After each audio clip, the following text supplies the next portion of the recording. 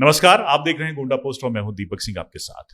Gonda post में आज हमारे स्टूडियो में जो विशेष मेहमान आए हैं वो हैं गोंडा के प्रतिष्ठित और सबसे बड़े मेडिकल संस्थान यानी कि हॉस्पिटल एससीपीएम मेडिकल कॉलेज के founder doctor Shri ओ.एन. Pandey ji. Doctor साहब बहुत बहुत स्वागत है गोंडा पोस्ट का। डॉक्टर साहब, ये गोंडा में हमने एक नई शुरुआत करी है, एक अपनी तरह का एकमात्र और सबसे मॉडर्न एक मीडिया इंस्टीट्यूट यहाँ पे स्टूडियो की स्थापना की है। तो एक नए स्टूडियो की हमने यहाँ पे स्थापना की है। तो सबसे पहले तो आपके विचार इस मुद्दे पर कि हमने ये जो मीडिया में नई शुरुआत की है, इसके बारे में आपके व्यूज। देखिए, गोंडा में इस तरह की मीडिया हाउस की आवश्यकता भी थी और ये गोंडा का सौभाग्य है जो आपने नोएडा जैसी जगहों में जो एक अपना स्टूडियो चला रहे थे, वो आके आपने गोंडा, जहाँ के आप रहने वाले हैं, आपने गोंडा के बारे में सोचा और यहाँ पे एक इस तरह के स्टूडियो की स्थापना की जो यहाँ के लोगों के लिए मुझे लगता है कि एक अच्छी चीज़ें यहाँ से बता के और सही सही जानकारी लोगों को मिल पाएगी और लोगों के बारे में जो यहाँ का न्यूज़ है वो सही मायने में लोगों तक पहुँच पाएगा। और मुझे लगता है कि आप जिस तरह से काम करते हैं और मुझे लगता है बिल्कुल सच्ची पत्रकारिता और जो न्यूज़ है वो आप प्रसारित करेंगे।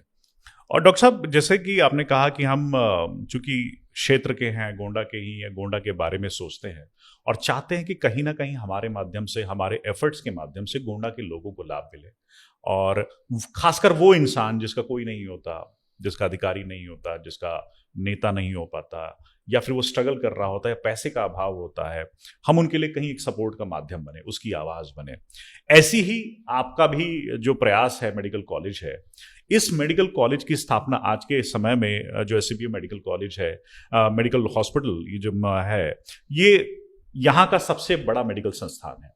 लेकिन हमेशा से शुरुआत ऐसी नहीं थी। ये जो आपने शुरुआत करी, उसका क्या ध्येय था कि गोंडा के अंदर बसना? बहुत लोग कहते हैं कि यहाँ पे इनकम कैपेसिटी लोगों की उतनी नहीं है, उसके बावजूद एक मेडिकल हॉस्पिटल जैसे इतने बड़े प्रोमाइसिस को चला के रखना इतने वर्षों से सफलता के साथ और उसको बढ़ाना, ये अपने आप में एक अचीवमेंट है। इसको कैसे अचीव किया गया? मैंने जब जनरल सर्जरी में एमएस करके जब मैं बाहर आया और मैं चूंकि गोंडा का रहने वाला हूँ तो मेरी एक इच्छा थी कि गोंडा में ही कुछ कार्य इसके लिए किया जाए। वो समय ऐसा था जब यहाँ गोंडा में कुछ भी मेडिकल के नाम पर कुछ ऐसा था नहीं। यहाँ एक जिला अस्पताल था और प्राइवेट सेक्टर में कुछ भी काम नहीं होता था। मैंने कोशिश की कि यहाँ पे एक छोटे से अस्पताल की स्थापना की जाए। तब लोगों ने मुझसे कहा कि आप गोंडा में कहाँ स्टार्ट कर रहे हो, यहाँ पे कुछ हो नहीं पाएगा, आप लखनऊ वगैरह में शुरू करो। लेकिन मुझे लगा कि अगर सब लोग यही सोच रखेंगे कि अपने गृह जनपद को छोड़कर दूसरे जनपदों में जाकर काम करेंगे तो अपने जनपद का तो विकास कभी नहीं हो पाएगा। फिर मैंने एक दृढ़ इच्छा के साथ कि नहीं, ठीक है, जो कुछ भी होगा मैं देखा जाएगा, और मैंने एक 6 बेड के अस्पताल से एससीपीएम हॉस्पिटल की स्थापना की 93 में। और फिर धीरे धीरे मेहनत और लोगों के प्यार की वजह से और कुछ जो भी रिजल्ट रहा होगा उसकी वजह से लोगों का जो एक रुझान था वो एससीपीएम की तरफ आता गया। और मैंने जितना लोग आते गए मैं उस हिसाब से और मेहनत करता गया और इसका नतीजा है कि आज एससीपीएम इतना बड़ा संस्थान गोंडा मंडल को अपनी सेवाएं उपलब्ध करा रहा है। तो ये जो 6 बेड से आपने शुरुआत करी, वर्तमान में कितने बेड है? वर्तमान में क्या क्या सुविधाएं? अभी हमारे पास 300 बेड का एक हॉस्पिटल है जो कि दुखनाथ मंदिर के पीछे है। एससीपीएम हॉस्पिटल प्राइवेट लिमिटेड के नाम से चलता है। आज की समय में हमारे हॉस्पिटल में हर तरह की सुविधाएं उपलब्ध हैं। वो बच्चों के इलाज से लेकर होकर कार्डियक तक, यूरोलॉजी, न्यूरोलॉजी, जो कुछ भी इस समय मॉडर्न विभाग सब लोगों की सेवाओं के लिए उपलब्ध रहते हैं लखनऊ जैसे शहर में, वो सब लगभग गोंडा में हमने उपलब्ध करा रखा है। सिर्फ अभी हमारे यहाँ ट्रांसप्लांट और कार्डियोथोरेसिक सर्जरी की सुविधा उपलब्ध नहीं है, जिसको हम बहुत जल्दी प्रयास कर रहे हैं कि इसको शुरू कर लें। और मैं ओपीडी की बात करूं, ओपीडी में किस किस तरह की स्पेशलाइजेशन है जिसके डॉक्टर्स आपके यहाँ अवेलेबल है? ओपीडी में जनरल जो होते हैं, जैसे general medicine, general surgery, orthopaedics, paediatrics, gynae, ENT, इसके अलावा साइकेट्री, प्लास्टिक सर्जरी, इसके अलावा neurology, neuro surgery, dental surgery, इस तरह के सारे जितने भी विभाग हैं, कार्डियोलॉजी, वो सभी चल रहे हैं हमारे यहाँ। तो सब कुछ है, ऑलमोस्ट मल्टी स्पेशलिटी के सारे जितने भी डिपार्टमेंट्स होने चाहिए आपके पास लगभग सब हैं जी। नेक्स्ट क्या है? एससीपीएम के फाउंडर होने के नाते आप आगे का विजन क्या है? बस मेरा आगे का विजन ये है कि हम यहाँ पे किसी तरह से कार्डियोथोरेसिक सर्जरी और रीनल ट्रांसप्लांट की सुविधा और उपलब्ध करा दें। तो मुझे लगता है कि आज के समय में, और एक कैंसर का जो अलग से जो रेडियोथेरेपी है, जो इसके लिए जो है लोगों को बाहर भागना पड़ता है, तो 3 ये ऐसी चीज़ें हैं जो अभी गोंडा में आने की आवश्यकता है। एक तो रेडियोथेरेपी की सुविधा, दूसरा जो है रीनल ट्रांसप्लांट की सुविधा, और तीसरा कार्डियोथोरेसिक जो हार्ट के मरीजों का ऑपरेशन होता है, जिसके लिए अभी उनको लखनऊ दिल्ली भागना पड़ता है, वो ये 3 चीज़ें जो बची हुई हैं, उसके लिए मैं काम कर रहा हूँ और उम्मीद करता हूँ कि अगले 1-2 वर्षों में ये सब सारी चीज़ें स्टार्ट हो जाएंगी। किसी भी सफल व्यक्ति के पीछे कुछ चंद ऐसी शख्सियतें होती हैं जो उसको मोटिवेट करती हैं, जो उसका सपोर्ट सिस्टम होती हैं कि जीवन में वो अच्छा कर पाए। अगर मैं doctor O N Pandey ji से पूछूंगा तो आपका वो सपोर्ट सिस्टम क्या है? देखिए, एक तो मेरे पिताजी जो है बहुत ही कर्मठी थे। ऐसे तो इंजीनियर थे, लेकिन लोगों की सेवा करना, लोगों के लिए काम करना और ईमानदारी से अपने काम को प्रस्तावित करना वो सब चीज़ें उनके अंदर थी। वो मेरे लिए विशेष मोटिवेशन मेरे पिताजी रहे। इसके अलावा मेरी पत्नी श्रीमती अलका पांडे हैं, जो कि उन्होंने हर कदम पर मेरा साथ दिया। कभी भी उन्होंने ये नहीं कहा कि रात को 2 बजे आप कहाँ से आ रहे हो, और 2 बजे रात को भी मैं घर पहुंचा तो उन्होंने मुस्कुराते हुए मुझे स्वागत किया। वो मुझे एक विशेष मोटिवेशन दिया, जिसने मुझे इतना अच्छा काम करने के लिए प्रेरित किया। प्रभु ऐसी पत्नी सबको दे। और डॉक्टर साहब, आपने ये जो अचीवमेंट किया, 6 बेड से जब शुरुआत करी थी, कभी लगा था कि 300 बेड का हॉस्पिटल मल्टी स्पेशलिटी यहाँ खोल पाएंगे? नहीं, शुरुआती दौर में तो मुझे इस तरह की उम्मीद नहीं थी कि इतना कुछ मैं कर पाऊंगा, लेकिन समय और लोगों का, गोंडा वासियों का जो प्यार था, वो जो ट्रस्ट था मेरे ऊपर, उसने धीरे धीरे करके मेरी जो फिर धीरे धीरे इच्छाएं बढ़ती गई कि नहीं, अब ये भी करवा दिया जाए गोंडा के लिए, ये भी हो जाए, ये भी हो जाए, और करते करते धीरे धीरे इस तरह से आ गया। इसमें सबसे बड़ा कारण गोंडा के लोगों का, यहाँ के इस मंडल के लोगों का मेरे ऊपर डॉक्टरी का जो ट्रस्ट था वो बना रहा, और वो आज भी बना हुआ है। उसके नाते मैं धीरे धीरे करके आगे बढ़ता जा रहा हूं। तो आज हॉस्पिटल मैनेजमेंट में ही इन्वॉल्व रहते हैं या फिर आप मरीजों को भी देखते हैं, सर्जरीज भी करते हैं? नहीं, हॉस्पिटल मैनेजमेंट देखने के लिए मैं बिल्कुल बहुत कम समय देता हूँ। हर विभाग के लिए लोग लगे हुए हैं, और जो हमारे पास लोग हैं, हमारे जो आसपास जो मेरा काम देखते हैं, वो लोग बहुत ही लॉयल और बहुत ही ट्रस्टेड लोग हैं, बहुत ईमानदारी से अपना समझ करके काम करते रहते हैं। इसलिए मैं तो अपना मैक्सिमम टाइम मरीजों के लिए देता हूँ, और जब कभी थोड़ा समय बचता है तभी मैं कुछ मैनेजमेंट के बारे में या कोई प्रॉब्लम विशेष आ जाती है मैनेजमेंट में, तब मेरी राय ली जाती है और मैं उसमें योगदान देता हूँ। चूंकि आप गोंडा का ना एक बड़ा तबका है जो लोअर मिडिल क्लास का है, जो किसान है, जिसकी आर्थिक क्षमता उतनी नहीं है, ऐसे में जो मेडिकल एक्सपेंसेस है, मेडिकल एक्सपेंसेस में जैसे कि आमतौर पर सभी से कहता हूं कि एक अच्छी बीमारी इंसान को 4-5 साल पीछे ले जा सकती है। अगर मेडिकल में आपका फाइनेंशियल सपोर्ट मजबूत नहीं रहा, आपके पास मेडिकल इंश्योरेंस नहीं है, तो ये सब चीजें हो सकती है आपके साथ। आपको क्या लगता है, ये जो मेडिकल एक्सपेंसेस हैं, ये अगर इंसान को अपने लाइफ में कैटर करना है तो वो कैसे मेडिकल एक्सपेंसेस को कम कर सकता है कि जीवन सुखमय भी रहे और बीमारियों के ऊपर उतना खर्चा ना हो जितना होना चाहिए? देखिए, इसके पीछे सबसे पहली चीज़ तो है कि साफ सफाई, जिसके लिए भारत सरकार बहुत प्रयासरत है, और उसकी वजह से बीमारियों का जो बर्डन है वो परिवारों में कम हुआ है, इसमें कोई दो राय नहीं है। इसके अलावा जो खान पीन है, अभी जो फास्ट फूड और अल्कोहल और स्मोकिंग, इस तरह की जो चीज़ें हैं, इनसे बचना चाहिए हर आदमी को, और अपने लिए कम से कम 1 घंटे का समय निकालना चाहिए जिसमें वो मेडिटेशन करें और अपने लिए एक्सरसाइज करें। अगर इन चीज़ों पे आदमी इनको रेगुलर तौर पे करता है और परहेज करता है, तो निश्चित तौर पे उसको जो लंबी लाइफ है, हिंदुस्तान में करीब 70 साल की जो लाइफ एक्सपेक्टेंसी है, उतना तो हर हालत में वो अचीव कर ही लेगा। और एक डॉक्टर साहब, कहा जाता है कि इनफैक्ट मैंने अभी एक कोट पढ़ी थी, कहीं पे लिखा हुआ था कि ऑयल और घी से ज्यादा खतरनाक शुगर है। जी, शुगर तो बहुत ही खतरनाक चीज़ है, बल्कि शुगर और नमक जो भी वाइट चीज़ें हैं ये बहुत ही खतरनाक होती हैं, इनको कम से कम इस्तेमाल करना चाहिए। और शुगर का एडिक्शन होता है, जैसे लोगों को अल्कोहल का एडिक्शन होता है वैसे मीठे का एडिक्शन होता है। जो लोग मीठा खाते हैं उनको और खाने की क्रेविंग होती है। तो बिल्कुल प्रयास करना चाहिए कि बचपन से ही मीठी चीज़ों के, जितना अल्कोहल से परहेज होना चाहिए लगभग उतना ही परहेज मिठाइयों से भी होना चाहिए, मीठी चीज़ों से होना चाहिए। शुगर हो या गुड़ हो, दोनों में बहुत ज़्यादा फर्क नहीं है। कई बार लोग समझते हैं कि मैं गुड़ खाऊंगा और शुगर नहीं लूंगा, मतलब चीनी नहीं खाऊंगा तो मेरे लिए अच्छा होगा। ऐसा कुछ नहीं है, दोनों में ही शुगर होता है और दोनों ही नुकसान करते हैं। ये जो फलों में शुगर होता है डॉक्टर साहब, क्या ये भी नुकसान करता है? नहीं जी, ये सब नेचुरल शुगर है जो कि कंसंट्रेटेड उतना नहीं होते, क्योंकि शुगर जो बनती है वो तो कंसंट्रेटेड करके चीनी बनाई जाती है। इसमें जो है उतना शुगर नुकसान नहीं करता और फलों का शुगर हमेशा बढ़िया होता है। फल खाने, मीठे फल खाने से कोई ऐतराज किसी को नहीं होना चाहिए, और बल्कि खाना ही चाहिए। कहते हैं एक सेब खाइए और डॉक्टर से दूर रहिए, ये कहावत ही है। तो फल तो खाना ही चाहिए लोग। एक डॉक्टर साहब, मैंने लोगों को देखा है कई बार ना, प्राइवेट हॉस्पिटल से गोंडा के लोगों को शिकायतें होती है कि गन रहा डॉक्टर साहब जो है ना 5,000 के टेस्ट लिख दिए, 2,000 के टेस्ट लिख दिए। अब उसको कहीं ना कहीं ये लगता है कि ये व्यय जो है ये अनावश्यक है। ऐसी चीजें, जैसे मैं मेडिकल नॉलेज की जो भी रखता हूं, मैं हर किसी से ये कहता हूं कि सबसे पहले करेक्ट डायग्नोज होना बहुत इंपॉर्टेंट है। डायग्नोज हो जाए तो डॉक्टर के लिए भी बीमारी का इलाज करना बहुत आसान होता है। इस मुद्दे को मैं चाहता हूं कि टैकल करें और अपने माध्यम से बताइए आपके एक्सपीरियंस के हिसाब से क्या सही एक डॉक्टर की जो डायग्नोसिस की प्रक्रिया है खासतौर पे, वो क्या सही एक बेस्ट मीडियम होता है? देखिए, ऐसा है कि पुराने जमाने में एविडेंस बेस्ड ट्रीटमेंट नहीं होता था।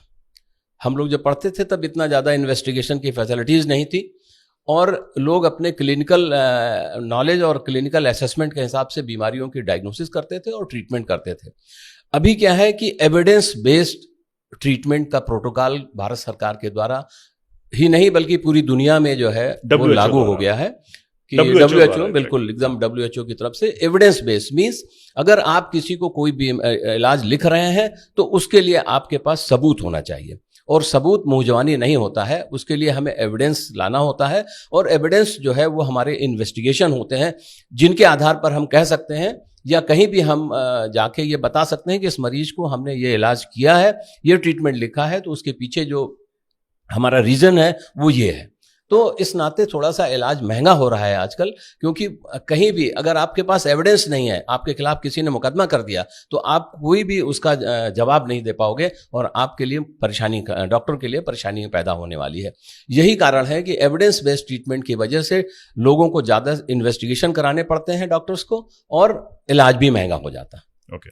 और डॉक्टर साहब, मुझे पता है आपके पास हमेशा ये ना ऐसी कॉल जरूर आती होंगी, ऐसे संपर्क जरूर आते हैं कि डॉक्टर साहब खर्चा 50,000 होएगा है, कुछ कम कर लियो, कुछ कम जो है कमजोर व्यक्ति है, पैसा नहीं दे सकता, डिस्काउंट दे दीजिए।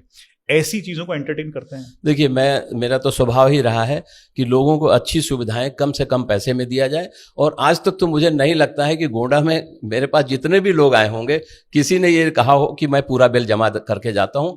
और मैं गरीबों का खास तौर पे मैं देखता हूं कि एक आदमी को जैसे मैंने 5,000 रुपये कम कर दिया, और मैं अगर वो परेशान है तो 2-3 बार दौड़ेगा, तो फिर मैं उसके हिसाब से उसके मन को समझते हुए और भी कम करने की कोशिश करता हूं।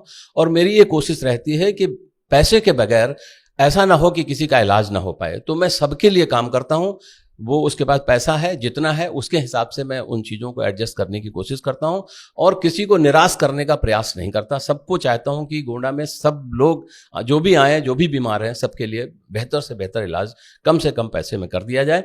और बिल छोड़ने का तो सबके लिए फ़ोन आता है। देखिए, यहाँ मैं तो इतना रहा, मेरा कुछ इस तरह का स्वभाव भी है कि मैं लोगों से सोशल हूँ, मैं लोगों के साथ मिलना जुलना रहता है, और मैं उन रिश्तों को निभाता भी हूँ। अगर किसी ने मुझे फ़ोन कर दिया तो मैं निश्चित तौर पर उसकी बात का ख्याल रखता हूँ, और नहीं भी अगर फ़ोन आया, मरीज़ मेरे पास आता ही है कहने के लिए कि साहब देख लीजिए कुछ, तो मैं निश्चित तौर पर उसको कुछ ना कुछ लाभ देता हूँ। ओके। और ये जो चूंकि आप इतने सालों वर्षों से गोंडा में चिकित्सा सुविधा दे रहे हैं, किस तरह की ज़्यादा बीमारियां आज के समय में आप देखते हैं ओपीडीज में, खासतौर पे आपके, या फिर जो ट्रीटमेंट के लिए लोग आते हैं ओवरऑल, किस तरह की ज्यादातर बीमारियां आप देखते हैं? बीमारियों का भी एक ट्रेंड होता है, जैसे दिमागी बुखार एक जमाने में आया था, डायरिया एक जमाने में बहुत हुआ करता था, इवन गांव के गांव में डेथ्स बहुत ज्यादा हो जाती थी। आज के समय में अगर मैं आपके पूछूं तो किस तरह की ज्यादातर बीमारियां गोंडा के लोगों को ग्रसित कर रही हैं? देखिए, अभी क्या है ना कि पहले ज़माने में इन्फेक्शस डिजीजेस बहुत हुआ करती थी। जब मैं प्रैक्टिस में शुरुआती दौर में बैठता था तो कॉलरा वगैरह के जी। बहुत ज़्यादा मरीज आते थे।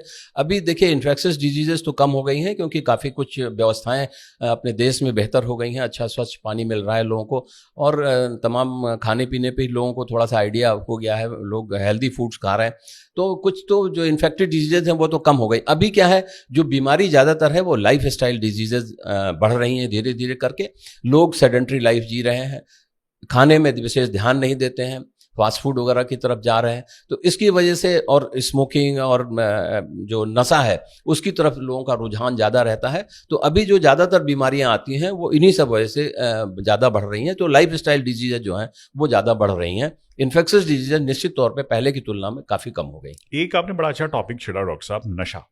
नशा मैं देखता हूं कि काफी ज्यादा प्रेवलेंट है, हर तरह का नशा। सूखा नशा गांव में, यहाँ ग्रामीण क्षेत्रों में भी काफी प्रेवलेंट है।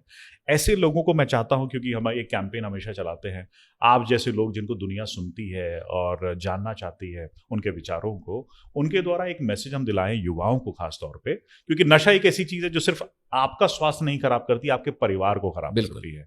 तो एक मैसेज उन लोगों को आपके द्वारा कि नशा क्यों छोड़ें और नशा छोड़ने से क्या क्या नुकसान हो सकते हैं नशा के कारण। देखिए, नशा तो एक ऐसी बीमारी है जिसको लग गई उसको छोड़ना बहुत मुश्किल हो जाता है। तो prevention is better than cure. Cure नशे का करना बहुत मुश्किल है, तो प्रिवेंशन होना चाहिए। नशे से हमेशा लोगों को दूर रहना चाहिए, क्योंकि नशा आपको किसी तरह से भी लाभ देने वाला नहीं है। आपका शरीर, आपका सम्मान, आपका पैसा, आपके परिवार का सारा कुछ चीज़ें, सारा फोकस आपकी तरफ हो जाता है और परिवार एकदम से पीछे चला जाता है। तो मैं सारे युवाओं को ये कहना चाहता हूँ कि देखिए, नशे से हर हालत में दूर रहें, ऐसे लोगों के संपर्क में ना आए जो इन चीज़ों से ग्रसित हैं, और अपने आसपास लोगों को मोटिवेट करें कि भैया देखो, नशा करने से आपको कितनी परेशानी होने वाली है, आपका जीवन खराब होने वाला है, आपके परिवार का जीवन खराब होने वाला है, सब दुखी होने वाले हैं। इसलिए आप नशे से दूर रहें, ये मेरी सलाह है, और लोगों को नशे से दूर रखने का प्रयास करें। एक अंतिम सवाल डॉक्टर साहब, मेडिकल एजुकेशन के बारे में। आपकी ओपीडी मल्टी स्पेशलिटी डॉक्टर्स की है। डॉक्टर्स को अपने यहाँ पे बैठाना ये कितना आसान या कितना मुश्किल होता है कि लखनऊ या फिर प्रतिष्ठित जगह से जो हमेशा डॉक्टर मेट्रो सिटीज में रहना चाहता है, क्योंकि आप अच्छी इनकम भी होती है और आप परिवार को अच्छी सुविधाएं देना चाहते हैं व्यक्तिगत रूप से, तो आप चाहते हैं कि बच्चे मेरे दिल्ली में रहें, लखनऊ में रहें, लेकिन अच्छी गुणवत्ता के डॉक्टर अगर गोंडा में बैठते हैं, आपके लिए कितना टफ या आसान है? देखिए, थोड़ा बहुत आसान नहीं होता कि अच्छे डॉक्टरों को अपने पास जोड़ कर रखिए, लेकिन मुझे लगता है कि मेरे साथ जो भी डॉक्टर्स जुड़ते हैं वो दिल से जुड़ते हैं, क्योंकि मेरा स्वभाव ऐसा नहीं है कि मैं उनको छोटी छोटी चीज़ों पे टोकूं। मैं जिस डिपार्टमेंट का उनको इंचार्ज बना देता हूं या जिस डिपार्टमेंट में वो लोग आते हैं, मैं सिर्फ उनसे यही कहता हूं कि भाई ठीक है, आप अपने हिसाब से बैठो, अपने हिसाब से देखो, क्योंकि डिपार्टमेंट आपको चलाना है। आप मरीजों के हित का ख्याल करें, और कोई अगर आवश्यकता है तब आप मुझे बताएं, मैं आपकी आवश्यकताओं को फुलफिल करूंगा। और सबसे बड़ी चीज़ होती है कि फाइनेंशियल सपोर्ट उनको, तो मैं पूरा प्रयास करता हूं कि उनको जो अच्छे से अच्छी पैसे उनको मिलें, ताकि उनको जो मेट्रो सिटी में मिलते हैं उससे ज़्यादा पैसे मैं दिलाने का प्रयास करता हूं। इसलिए मेरे साथ जो जुड़ता है वो सभी जुड़े रहते हैं। अदरवाइज मल्टी स्पेशलिटी में डॉक्टरों को रोकना आसान नहीं है जी। कहीं ना कहीं आप मैं उनके हितों का ख्याल रखता हूं। लखनऊ के हॉस्पिटल्स को टक्कर देते हैं रीइंबर्समेंट कॉम्पनसेशन में, बिल्कुल, कि वो डॉक्टर आपके पास यहाँ पे बिल्कुल बेहतर ही करने का प्रयास करता हूँ उनसे, क्योंकि गोंडा छोटी जगह है, यहाँ लोग आना पसंद नहीं करते जी। और मेडिकल एजुकेशन में एससीपीएम के फ्यूचर में क्या इनिशिएटिव्स हो सकते हैं? देखिए, जब मैं यहाँ आया था तो यहाँ पे ट्रेंड स्टाफ की बहुत ज़्यादा कमी थी और हमें अस्पताल चलाने में बहुत ही दिक्कत होती थी। तो फिर मेरे दिमाग में आया कि अगर एक इस तरह की चीज़ों की व्यवस्था गोंडा में कर दी जाए, यहाँ पे एक ऐसा संस्थान स्टार्ट कर दिया जाए जो यहाँ पे पैरामेडिकल स्टाफ को एजुकेट कर सके, तो शायद गोंडा में जो समस्याएं हैं लोगों के, अस्पतालों की और आसपास के मंडल के में लोगों के को सुविधा मिल जाएगी। इसी उद्देश्य के साथ ही मैंने जो है 2007 में एक नर्सिंग कॉलेज की स्थापना की, जिसमें कि हम 3-4 कोर्सेज के साथ हमको मान्यता मिली, और फिर धीरे धीरे करके आज जो है SCPM जो इंस्टीट्यूट है, SCPM कॉलेज है, वो प्रदेश के टॉप कॉलेजेस में आता है और मेंटोर कॉलेज के रूप में जाना जाता है। और इस समय मेडिकल, पैरामेडिकल से रिलेटेड जितने भी तरह के कोर्सेज होते हैं सब हमारे अस्पताल में, कॉलेज में अवेलेबल है। और मेरा प्रयास रहता है कि गोंडा के लोगों को सस्ते दामों पर चिकित्सा सुविधा उपलब्ध करा दी जाए, चिकित्सा शिक्षा उपलब्ध करा दी जाए। हमारे यहाँ जो पैरामेडिकल के कोर्सेज चल रहे हैं वो हम सिर्फ 50-55 हज़ार रुपये में ही करा रहे हैं बच्चों को, जबकि गवर्नमेंट की फीस 1,08,000 रुपये है। ओके। ये प्रयास रहता है कि गोंडा का हर बच्चा जो कुछ नहीं कर सकता वो कम से कम डिप्लोमा कोर्स कर ले सस्ते दामों पे, ताकि जो है उसका भविष्य कुछ सुधर सके और अपने पैरों पे खड़ा हो सके। और ये कोर्स कर लिया, कोर्स करने के बाद में क्या उसके प्लेसमेंट का भी ख्याल रखा जाता है? जी, अभी तो मेडिकल में प्लेसमेंट की ज़्यादा परेशानी नहीं है, क्योंकि इतने सारे मेडिकल कॉलेज खुल रहे हैं, इतने सारे अस्पताल खुल रहे हैं, और अभी मेडिकल में बहुत स्कोप हिंदुस्तान में बचा हुआ है, क्योंकि अभी करने को यहाँ बहुत कुछ बाकी है। तो अभी जो मेडिकल में जो एम्प्लॉयमेंट की प्रॉब्लम अभी तो गोंडा अभी नहीं है, ना हमारे यहाँ है ना पूरे हिंदुस्तान में अभी प्रॉब्लम है। यहाँ से निकलने के बाद बच्चे खाली नहीं बैठते, खाली वही बैठते हैं जो कुछ करना नहीं चाहते। जो कुछ भी करना चाहते हैं उनके लिए अभी जॉब अपॉर्चुनिटीज बहुत हैं, इसलिए अभी जॉब की तो समस्या ही नहीं है इसमें। क्या फ्यूचर में MBBS की टीचिंग भी देखी जा सकती है? जी, अभी तो आयुर्वेदिक मेडिकल कॉलेज चला रहा हूँ मैं यहाँ पे, जो कि इस मंडल का पहला है और बड़ा अच्छा कॉलेज है। ये कहाँ स्थापित है? वो हमारा हारीपुर रोड पे जो है, हारीपुर में जो है, लखनऊ रोड पे स्थापित है। सारे पैरामेडिकल कॉलेजेस, फार्मेसी कॉलेज और आयुर्वेदिक मेडिकल कॉलेज वहाँ पे चल रहा है। और भविष्य में जो है हम लोग एलोपैथिक मेडिकल कॉलेज, मैंने MBBS का कोर्स कराने के लिए भी प्रयासरत हैं, और एक यहाँ पे एक यूनिवर्सिटी बनाने के प्रयास में भी हम लोग हैं। तो उसके लिए फॉर्मेलिटीज लगभग पूरी हो चुकी हैं, और उम्मीद करते हैं कि 1 आध साल में जो है हम यहाँ पे एक यूनिवर्सिटी की स्थापना भी कर ले जाएंगे। गोंडा की पहली यूनिवर्सिटी जी SCPM कॉलेज द्वारा बनाई जाएगी। बहुत बहुत शुभकामनाएं डॉक्टर साहब। और आपने मेडिकल एजुकेशन की बात करी। मेडिकल एजुकेशन में काफ़ी अच्छा, जैसे आपने बताया कि पैरामेडिकल बच्चों को तैयार किया जा रहा है। आपके कॉलेज में अगर किसी बच्चे को एडमिशन लेना है पैरामेडिकल एंड आयुर्वेदिक कॉलेज में, तो उसका प्रोसेस क्या है डॉक्टर साहब? देखिए, एडमिशन के लिए अभी उत्तर प्रदेश सरकार ने एक यूनिवर्सिटी की स्थापना कर दी है, जो कि लखनऊ में स्थित है। और उसका फॉर्म आता है, उस फॉर्म को भरना पड़ता है, फिर उसके लिए एंट्रेंस एग्ज़ाम होता है, और एंट्रेंस एग्जामिनेशन के बाद जो है काउंसलिंग होती है, और काउंसलिंग से ही एडमिशन मिलता है। ये एंट्रेंस एग्जाम क्या नीट होता है या कोई और है? नहीं, नीट नहीं है, इसके लिए अलग से यूनिवर्सिटी, ओके, यूनिवर्सिटी जो है एक अपना फॉर्म निकालती है। ओके। और दैट मीन्स कि अगर कोई स्टूडेंट आप पढ़ाई करना चाहता है आपके कॉलेज को, अगर वो कांटेक्ट करे तो उसको डिटेल्स मुहैया करा दी जाएगी? जी, हमारे यहाँ जो है वो जो भी कॉलेज में संपर्क करते हैं जो बच्चे, उनको पूरी जानकारी दी जाती है, और उनको इसके लिए भी बताया जाता है कि भाई कब फॉर्म आने वाला है। जब वो जानकारी लेना चाहते हैं तो यूनिवर्सिटी की जो वेबसाइट है उसको बताया जाता है कि आप उस वेबसाइट पे जाएं और सही पूरी जानकारी लें और एग्ज़ाम में भरें। अगर कॉलेज से कोई हेल्प चाहिए तो उसको भी देने का प्रयास किया जाता है। क्या हॉस्टल की सुविधा उपलब्ध है आपके यहाँ? जी, हमारे यहाँ हॉस्टल है, और बॉयज़ हॉस्टल, गर्ल्स हॉस्टल दोनों अवेलेबल हैं। और हॉस्टल को हम लोग अच्छी तरीके से चलाने का प्रयास करते हैं, और खाने पे विशेष ध्यान रखते हैं, और वो खुद ही खाना बनवाते हैं ताकि बच्चों, क्योंकि मैं भी हॉस्टल में रहा हूँ तो मुझे पता है कि ये दंश कितना ख़राब होता है, खाना की जो परेशानी होती है। तो खाना हम लोग अपने द्वारा ही बनवाते हैं, किसी को कॉन्ट्रैक्ट पे नहीं देते। ओके, आपके द्वारा क्वालिटी आपके द्वारा इंश्योर की जाती है।